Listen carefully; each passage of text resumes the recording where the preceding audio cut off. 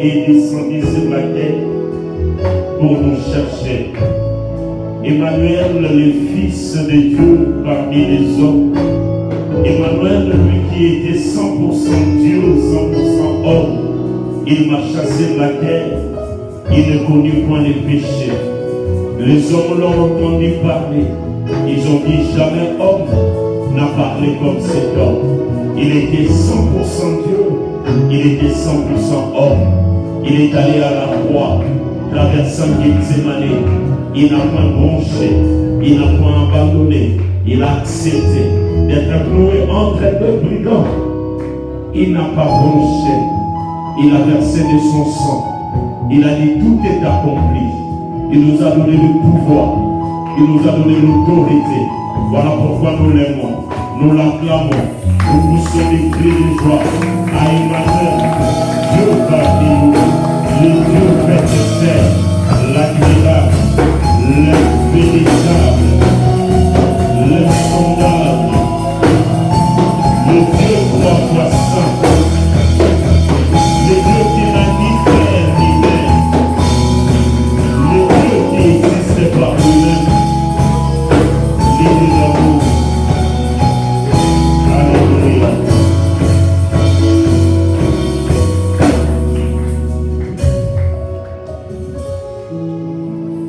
Emmanuel, c'est celui qui est dans ta vie. Emmanuel, c'est celui qui a dit je ne te délaisserai point. C'est celui qui a dit je ne t'abandonnerai point. Emmanuel est celui qui était avec toi. Emmanuel est celui qui est avec toi. Emmanuel est le Dieu qui marchera toujours à tes côtés. Emmanuel sera avec toi quand tu seras sur la terre. Il a dit, les cieux et la terre passeront, mais Emmanuel restera. Tout simplement parce qu'il a été avant le commencement et il restera après le commencement. Il sera Dieu. Il n'y aura point de semblable à lui. Il sera appelé le Fils de l'homme. Dieu suprême, l'admirable, le conseiller, le fidèle, le Dieu de toute éternité. Nous l'avons en poussant des cris de joie à l'honneur de celui qui est Dieu, de celui qui est digne d'être adoré. Gloire au Seigneur. Que Dieu nous bénisse. Est-ce que tu peux bénir ton frère, ta soeur qui est à tes côtés? C'est lui un grand shalom. Est-ce que nous pouvons faire la lecture encore une fois? C'est notre deuxième jour de ce grand séminaire mensuel intitulé Domine au milieu de tes adversaires. Nous avons pris comme texte de base Psaume chapitre 110, le verset 2. On va nous faire la lecture à Lingala et moi je vais combiner plusieurs versions en français.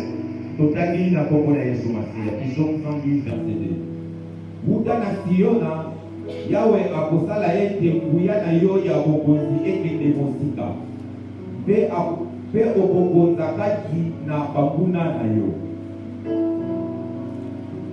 Wuta Sion, la Bible dit dans la version Louis II, l'Éternel étendra des Sion les sceptres de ta puissance. Domine au milieu de tes ennemis. Parole du Dieu vivant, lui s'exprime ainsi. Le Seigneur étendra ton pouvoir depuis les temples des Sion. Et toi, tu commanderas aux ennemis qui t'entourent. Cela veut dire dominer qui second part. parole du Dieu vivant dit que c'est le fait de commander. Celui qui domine a le commandement. La version Martin dit ceci: l'Éternel transmettra des Sion les sceptres de ta force en te disant: domine au milieu de tes ennemis. La version des Tildes Semer lui dit que l'Éternel étendra de Sion ton pouvoir royal et tu domineras parmi tes ennemis. Et enfin, la version français courant dit: depuis le temple de Sion, que le Seigneur étende au loin ton pouvoir et toi maîtrise tes ennemis. Acclamons la parole du Seigneur. Domine au milieu de tes ennemis est une promesse messianique que nous bénéficions en ce temps de la fin. Dieu étendra des Sion son sceptre, les sceptres de ta puissance, la puissance avec laquelle tu dois opérer ne viendra pas d'ailleurs, il viendra du sceptre que l'Éternel étendra vers toi. Parce que tout pouvoir doit avoir une source. Toute domination doit avoir une source. Tu ne domineras pas parce que tu es ici d'une famille quelconque, mais tu domineras quand l'Éternel élèvera son sceptre vers toi. Élever le sceptre, j'ai dit, c'était un signe d'approbation, d'acceptation. L'Éternel t'approuve, il t'accepte, il élève son sceptre. Dans le temps biblique, le pouvoir était emblématique. Le pouvoir avait des symboles. On peut laisser le son. Il faut être prêt à côté du son pour suivre. Il ne faut pas le laisser comme le volume de la radio. Quand ça siffle, c'est que c'est plus fort. Les instrumentistes doivent rentrer. On laisse mettre dans les risques. Alléluia. Amen. Élever les sceptres veut tout simplement dire que Dieu t'accepte, que Dieu t'approuve, que Dieu t'invite, que Dieu permet à ce que tu puisses changer de dimension. L'Éternel étendra son sceptre de Sion. Il ordonnera, il te demandera, il te permettra de dominer. Le pouvoir que nous recevons de Dieu, ce n'est pas pour les garder, ce n'est pas pour subir, mais c'est pour dominer, c'est pour être au-dessus des problèmes, des combats, des difficultés. Dieu ne dit pas qu'il fera disparaître nos ennemis. Dieu ne dit pas qu'il fera disparaître, qu'il chassera nos ennemis. Il les laissera autour de toi. Ils seront toujours là à tes côtés. Ils parleront du mal de toi. Ils te combattront toujours. Mais toi, tu seras parmi eux. Ce que tu as à faire, c'est chercher la faveur de Dieu. Ce que tu as à faire, c'est de ne pas attirer l'attention de tes ennemis, mais plutôt d'attirer l'attention de Dieu. Lorsque l'attention de Dieu sera sur toi, Dieu fera une chose.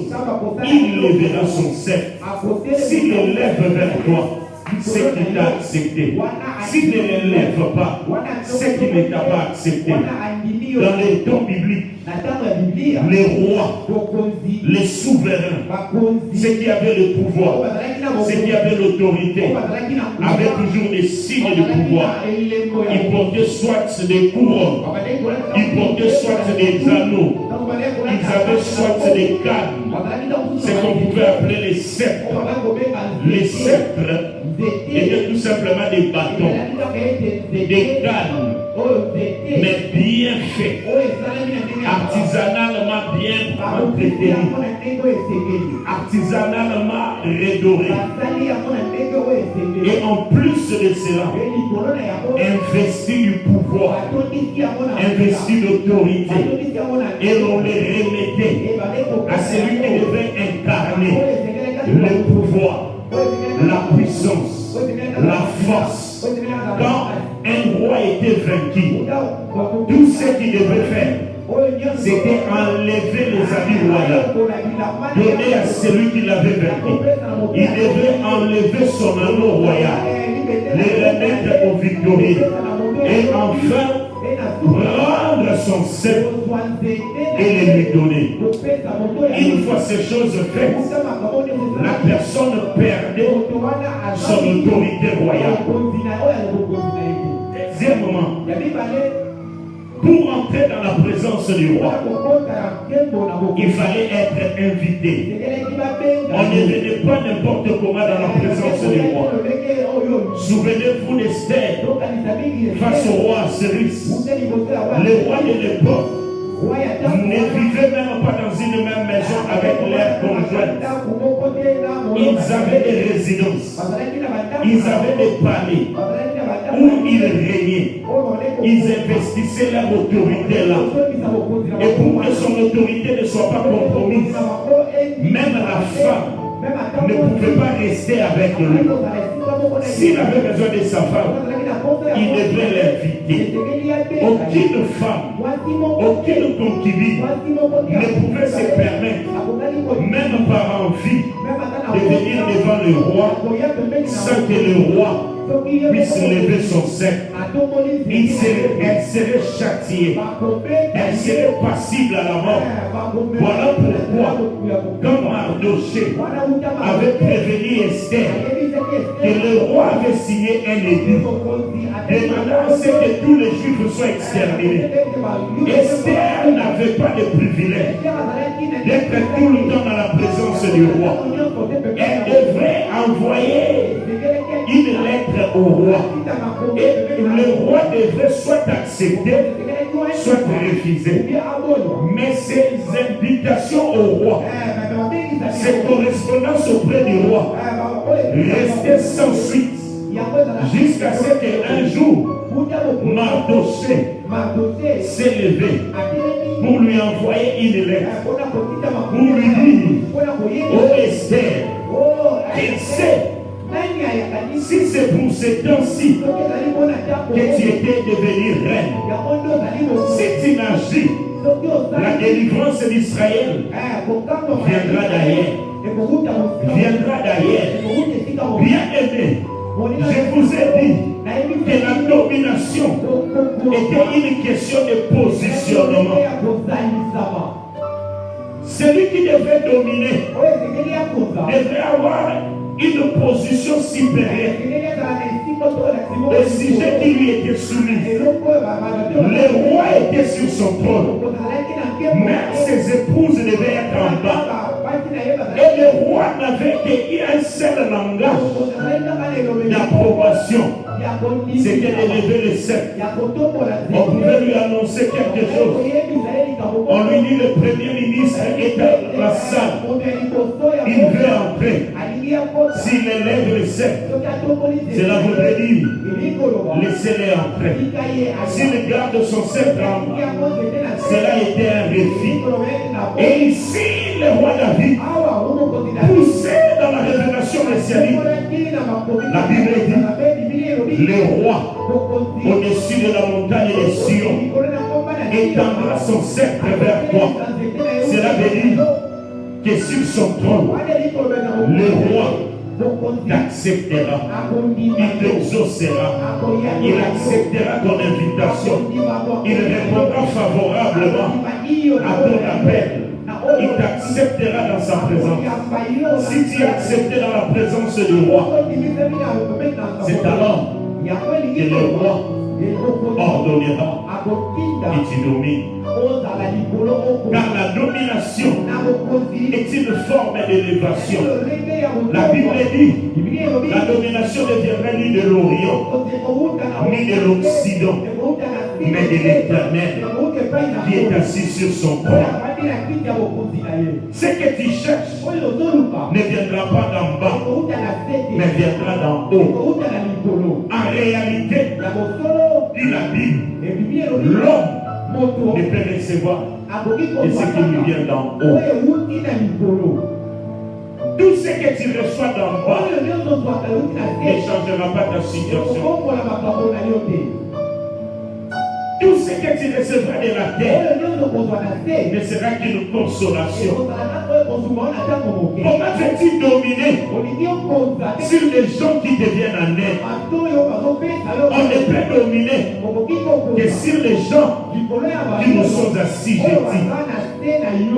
Le secours ne viendra pas de la terre, mais le secours vient de la montagne. Et il y a un seul Dieu qui a son trône au-dessus de la montagne.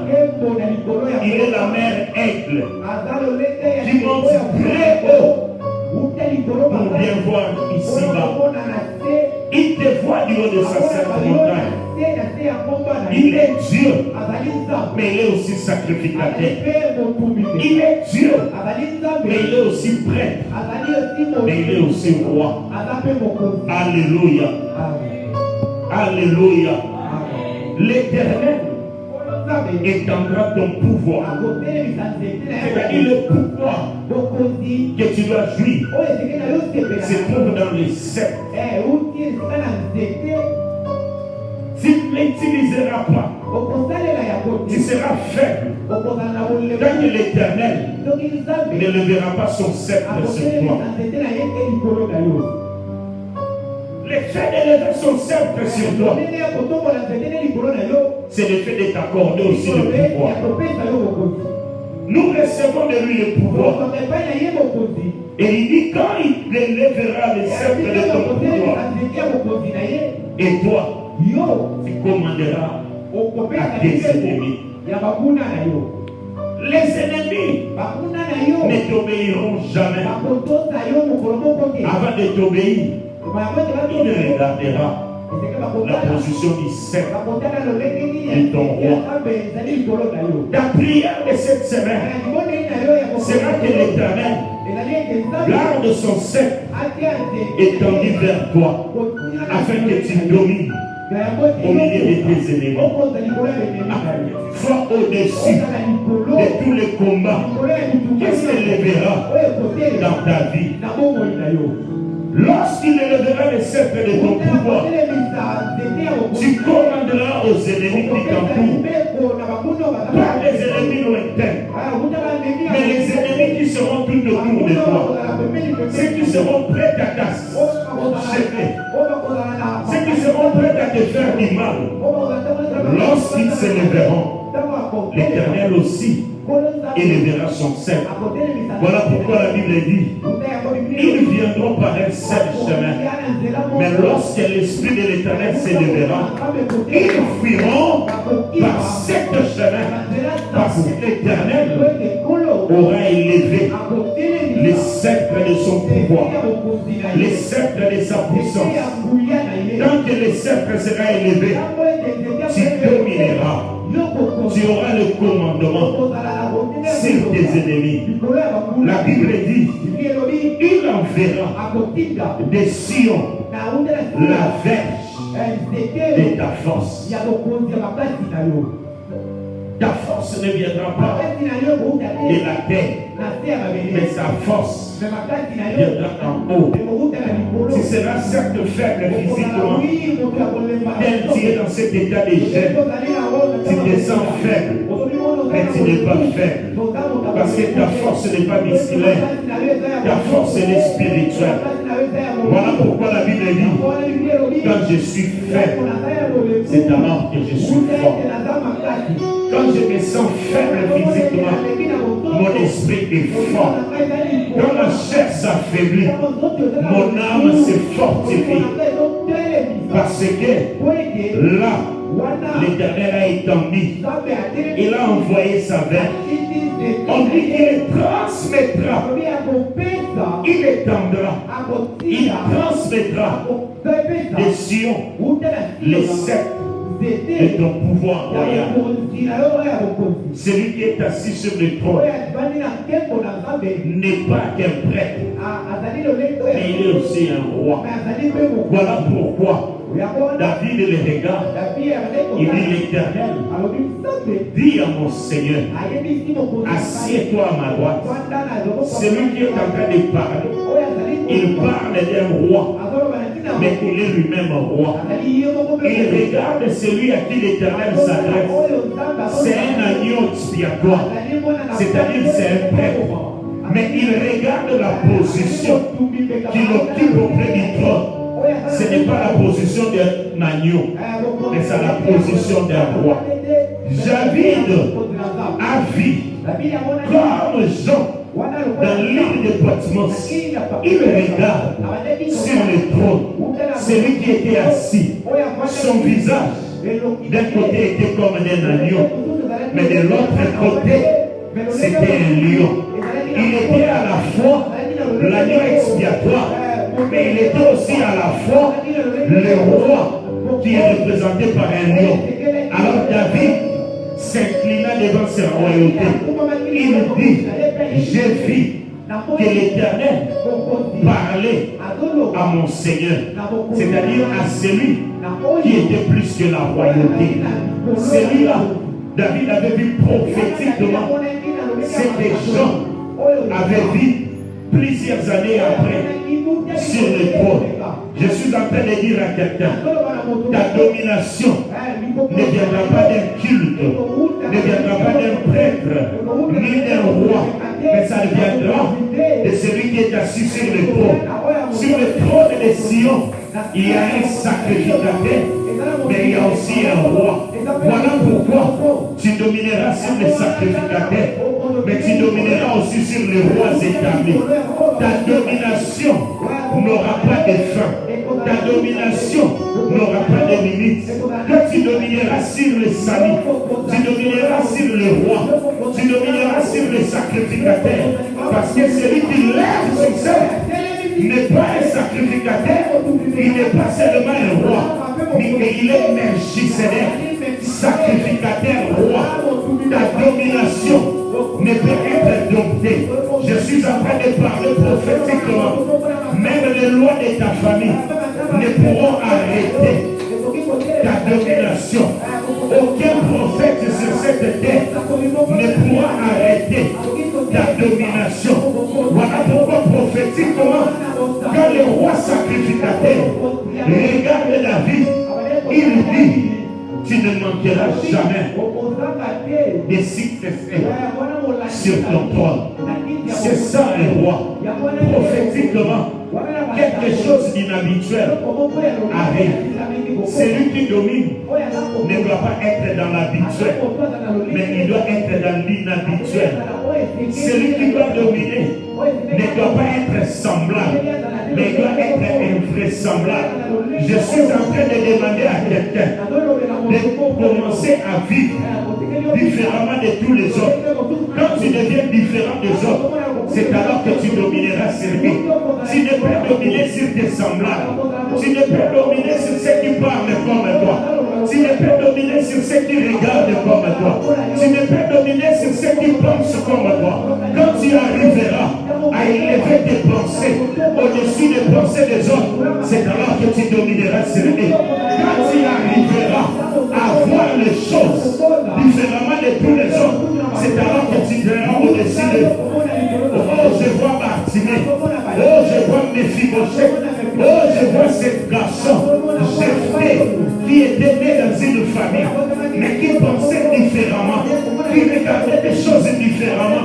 On l'a chassé, on l'a pris pour un fou.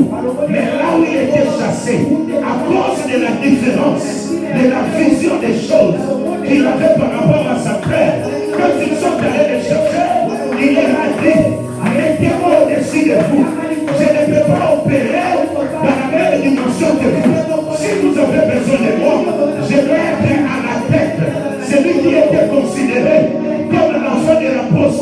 Comme un enfant illégitime, il a été placé au-dessus. Voilà pourquoi David, prophétiquement, il a vu que le Seigneur de Jephthé avait étendu son sceptre. Quand l'Éternel étend ton sceptre, il active la grâce, il active la faveur, il te place là au-dessus de tes ennemis. Les critères ne valeront plus rien. Les conditions vont s'éliminer. Je suis en train de dire à quelqu'un, tu domineras parce que l'Éternel étendra son sceptre. Même si tu es éclaté, le dernier deviendra le premier. Même si tu es faible, le faible deviendra le fort. Même si tu es le dernier deviendra le premier.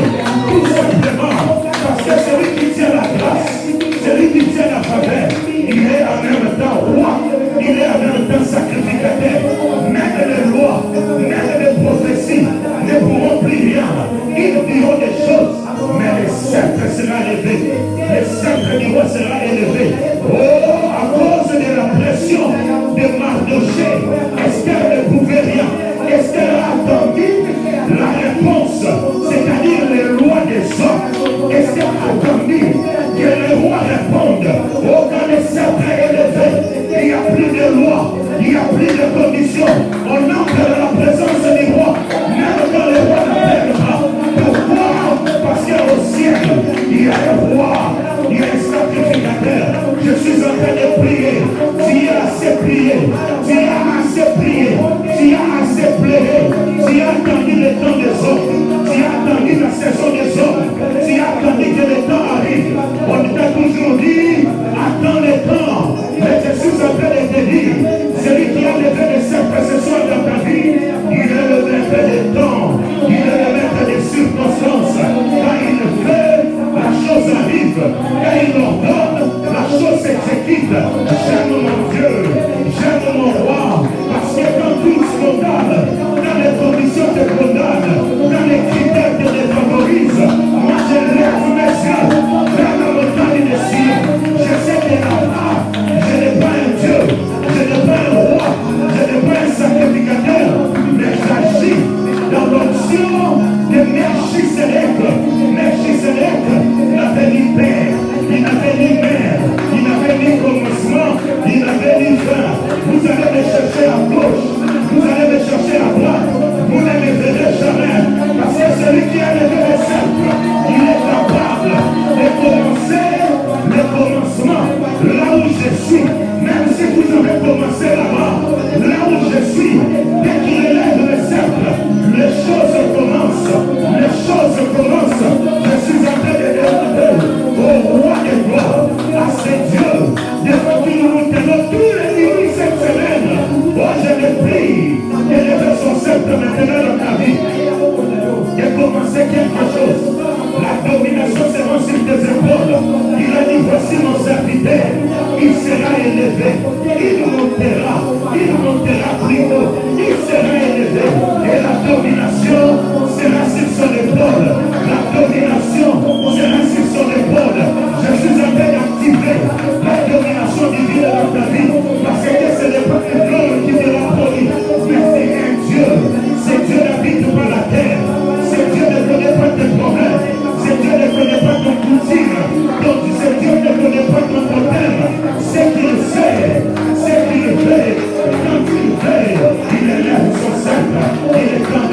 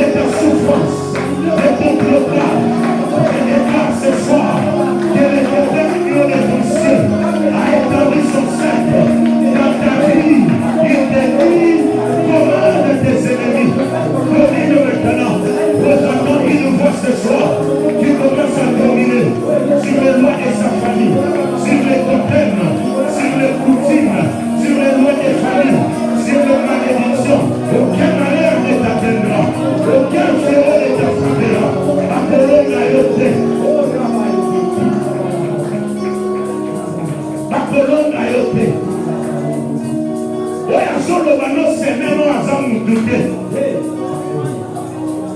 Oiseau le ballon matambo à sa prophète. Oiseau le ballon dominé à sa sangoté.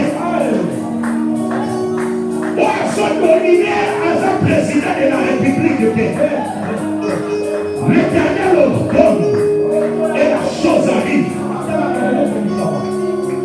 Il dit un mot et la chose s'accomplit. L'Éternel a étendu son cercle ce soir. Et il dit, domine au milieu de tes adversaires.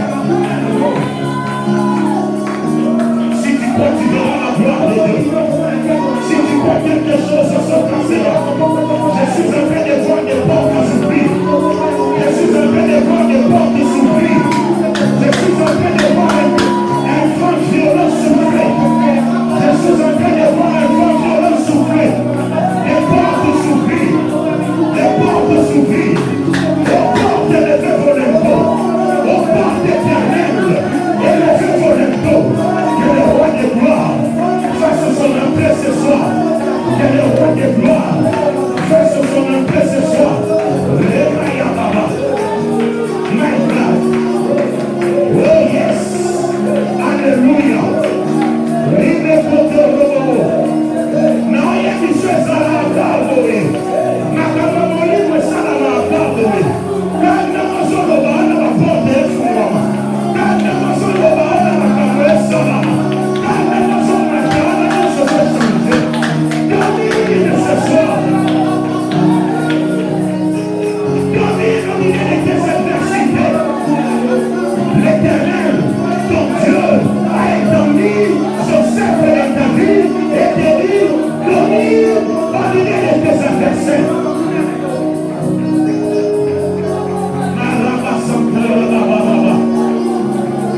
Oh God, I worship you. Oh God.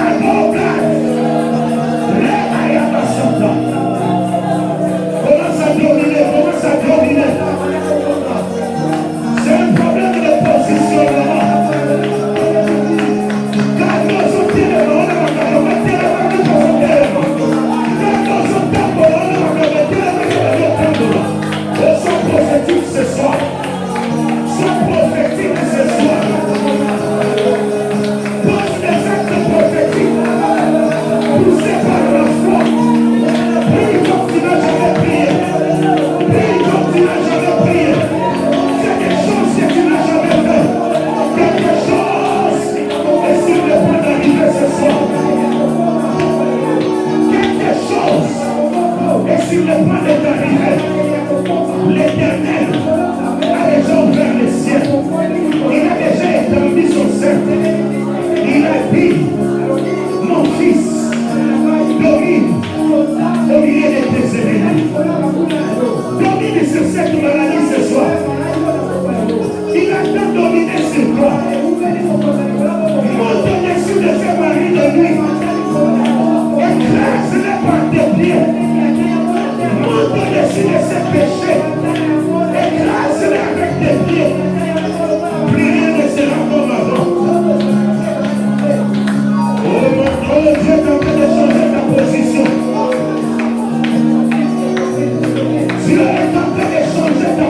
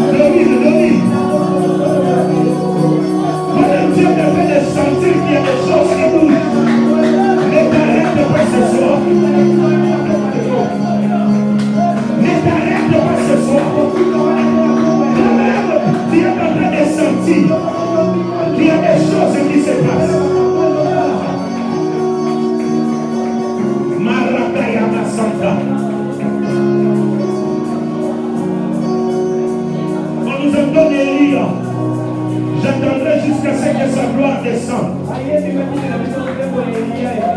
Chacun va attendre jusqu'à sentir que le sceptre est étendu sur lui. My God. Elia. Oh, le ciel est ouvert ce soir, mon Seigneur. Que l'ange qui m'avait visité te visite ce soir. Que l'ange qui était descendu ce soir, mon Seigneur, te touche aussi ce soir.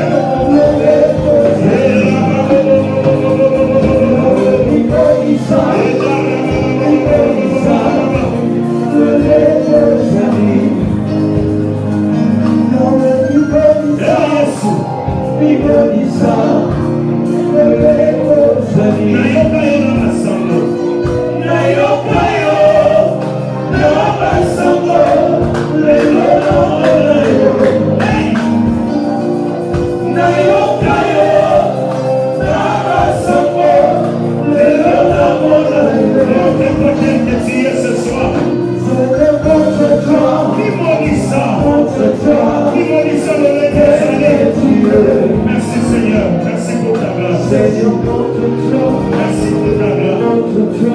Merci pour ta grâce. Merci pour ta faveur.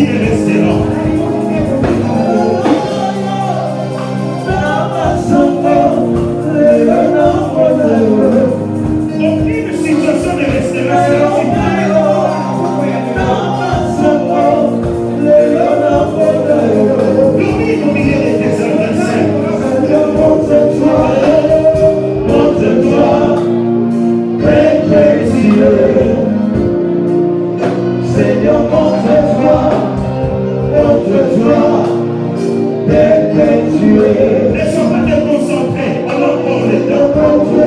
Nous sommes encore dans les temps. Il y a quelque chose qui va arriver. Cherche le faveur de Dieu. Cherche le faveur de Dieu. Cherche que Dieu étende son cercle sur toi. C'est là que tu verras la domination dans ta vie. Il te placera au-dessus de tes problèmes, au-dessus de tes combats, au-dessus de tes difficultés, au-dessus des maladies, au-dessus de la souffrance.